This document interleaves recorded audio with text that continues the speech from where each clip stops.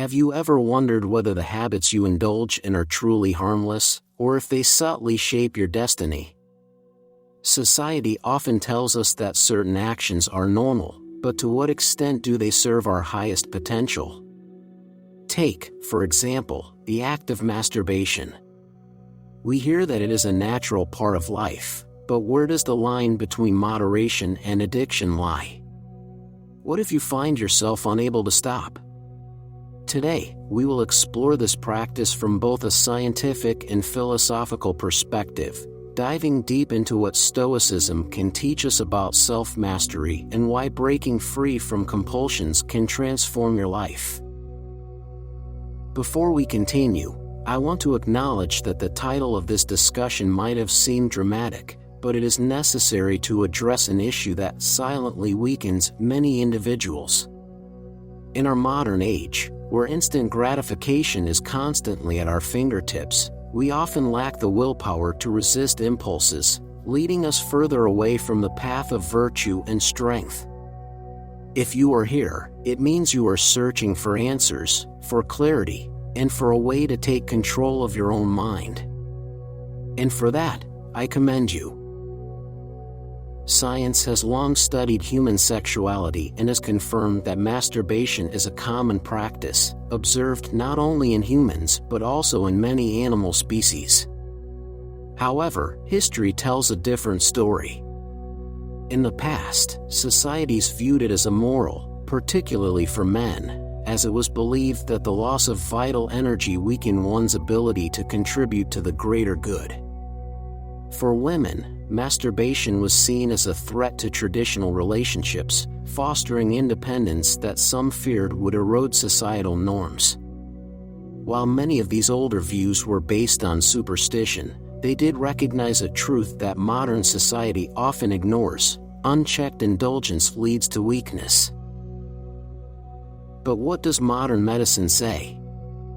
We know that for some, particularly men suffering from insomnia, masturbation can induce sleep. Research from the French Institute of Health and Medical Research has shown that male brains deactivate sexual desire after orgasm. The cerebral cortex, responsible for conscious thought, essentially goes into a state of rest, allowing sleep to come more easily. This might seem like a harmless benefit, yet hidden within this very advantage is a dangerous trap. The real problem lies in the biochemical consequences of this habit. Every time you engage in this act, your brain releases dopamine, the neurotransmitter responsible for pleasure and reward. While dopamine itself is not harmful, overstimulation can create a cycle of dependency. The more you indulge, the more your brain craves that same pleasure, leading you down a path of compulsive behavior. This is how addiction forms, not just with substances like drugs and alcohol, but with behaviors that provide fleeting moments of euphoria at the cost of long-term well-being.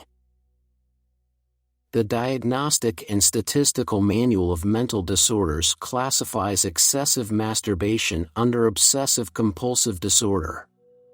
It is not merely a harmless pastime, it can become a prison. When left unchecked, it leads to a loss of control, escalating into unhealthy behaviors such as pornography addiction, promiscuity, and an insatiable desire for more stimulation. Like an alcoholic who cannot resist another drink or a gambler who risks everything for another rush, the compulsive seeker of pleasure is doomed to a cycle of temporary satisfaction followed by deeper emptiness. The real danger is that your brain begins to demand more and more stimulation to achieve the same level of pleasure. As it adapts, it starts blocking dopamine receptors to regulate the excess flow of pleasure chemicals. The result? You engage in the act but feel nothing, no satisfaction, only frustration. And so, you chase an unattainable high, falling deeper into the abyss of compulsion. At this point, you may be wondering, what does Stoicism have to do with all of this? The Stoics, Seneca, Marcus Aurelius, Epictetus, were masters of self-control and wisdom. Their philosophy teaches us that true freedom is not found in indulging our desires, but in mastering them. Epicurus, often misunderstood as a hedonist, actually emphasized moderation and the pursuit of meaningful pleasures over fleeting ones. He argued that self-restraint, not indulgence, defines a person of virtue. Seneca warned of the dangers of succumbing to bodily desires, stating that the greatest victory a person can achieve is triumph over their own impulses. Marcus Aurelius, the philosopher king, constantly reminded himself that giving in to pleasure weakens the soul. The Stoics saw pleasure not as an evil but as a test, one that challenges our ability to rule over our own nature. They taught that a person who cannot control their desires is not free but enslaved by them.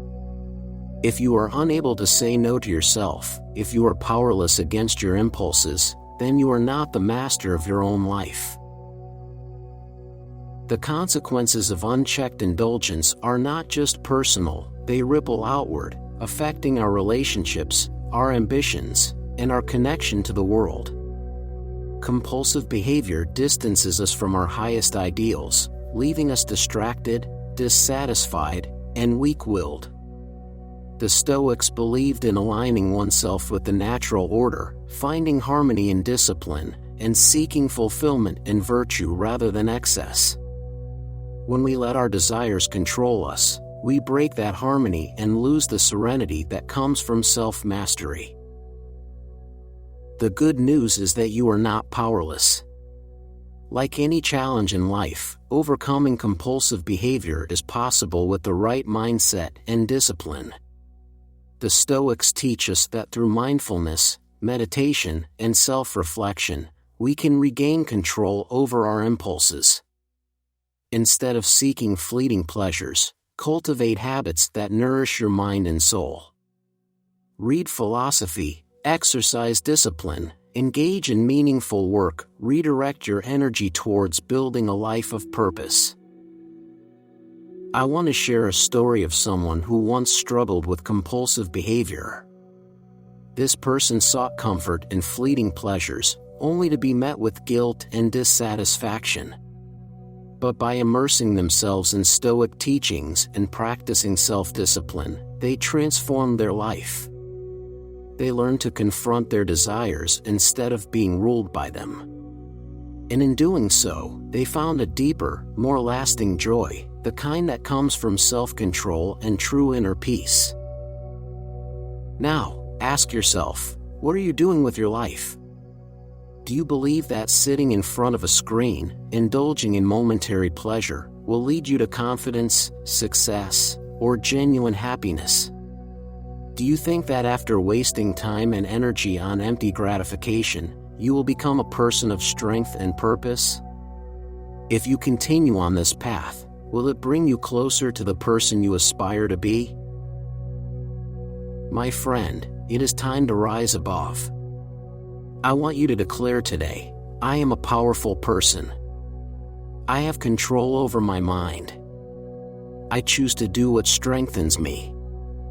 I choose to follow the path of discipline and virtue. If this message resonated with you, leave a comment below with this affirmation. And if you seek more wisdom on self-mastery and the pursuit of greatness, be sure to subscribe to this channel. Let us walk this journey together toward a life of purpose, strength, and true freedom.